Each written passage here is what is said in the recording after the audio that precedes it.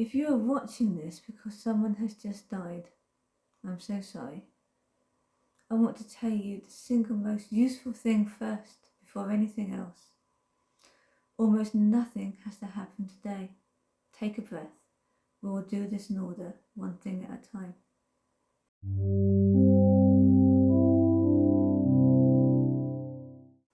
I am Ali. This is the Grief Companion, and in the next few minutes I will walk you through the first 5 days, the handful of things that generally must be done, the order to do them in, and just as important, the long list of things that can wait. Everything in this video is also written out in order in the description below, so you do not need to take notes. One bit of housekeeping.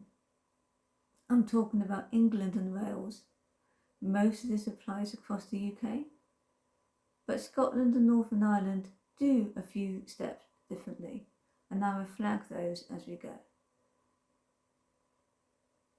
The very first steps depend on where the person has died and whether the death was expected. If they have died at home and it was expected, perhaps they were under the care of a GP or hospice, you don't have to call 999. You call a GP surgery or 111 if it's out of hours, and a medical professional will come to verify the death. There is no ambulance, no blue lights, and no hurry. You can just sit with the person for as long as you need. You can wait for family, and when you feel ready, and only then, you call a funeral director and they will come and bring the person into their care at any hour of the day or night. If your person has died at home and it was not expected, you do call 999. The police may attend, and the death will usually be referred to the coroner, who is simply the official whose job it is to establish what happened. I want to say this clearly because it frightens people. Police attending and the coroner being involved is normal, routine, for any unexpected death. It does not mean anybody thinks anything is wrong. Do not move anything in the room until they say you can, and know that the coroner's involvement may add some days before the funeral can be arranged.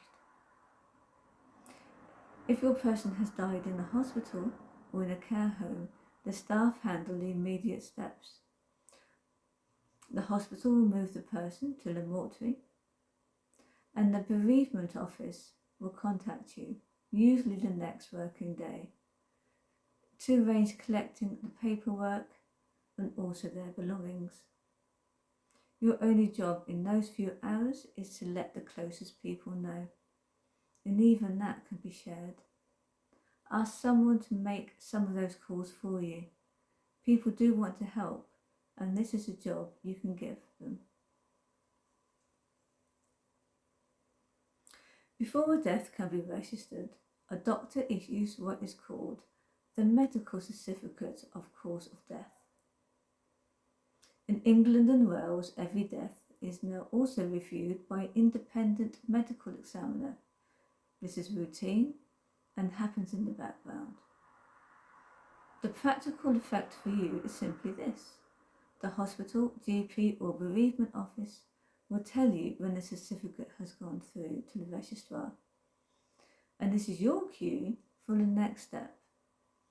If the coroner is involved, they take over this part and will guide you on timings.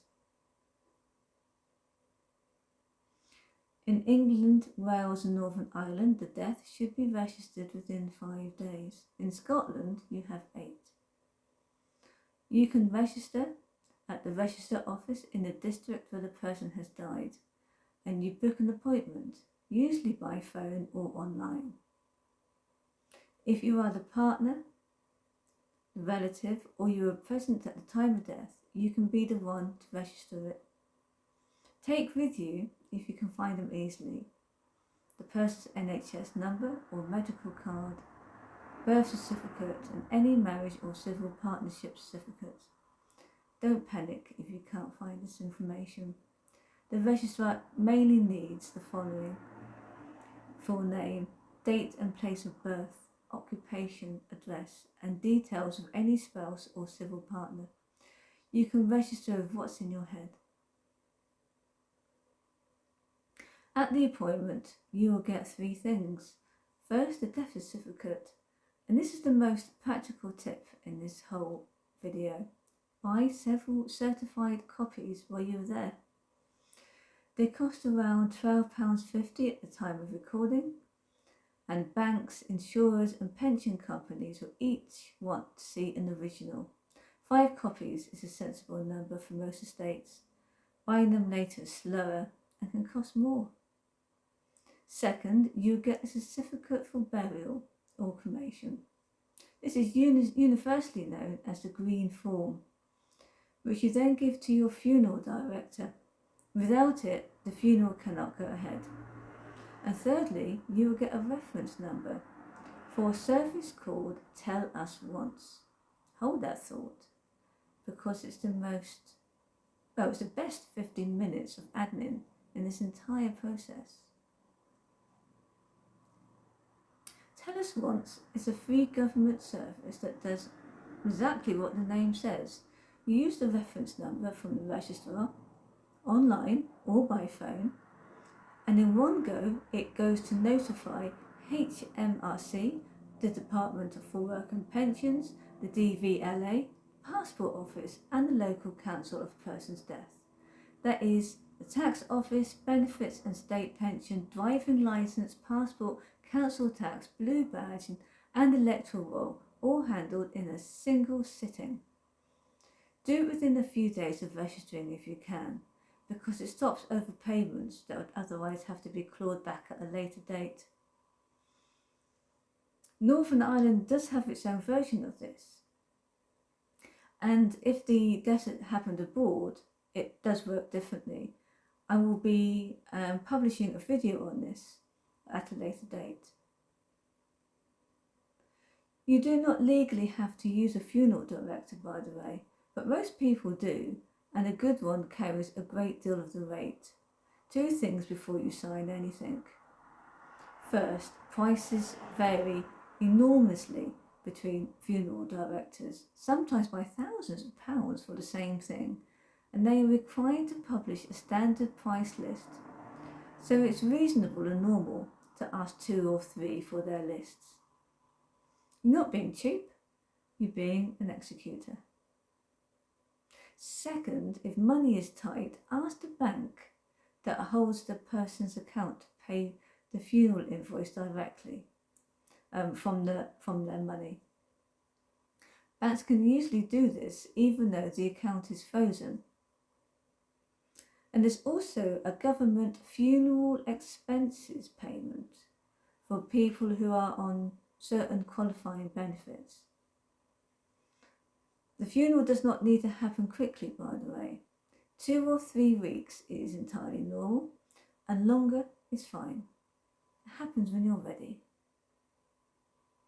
Now for that list that lowers the blood pressure. All of this can wait weeks and even months. They include sorting out the house and belongings, probate and anything to do with the will, most of the notifications to banks and companies, cancelling subscriptions, and every decision that feels too big right now. Nothing bad happens if the wardrobe stays full for 6 months.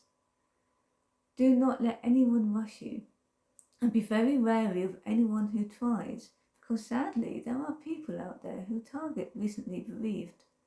False debts, fake investment opportunities, even burglaries timed to funeral notices.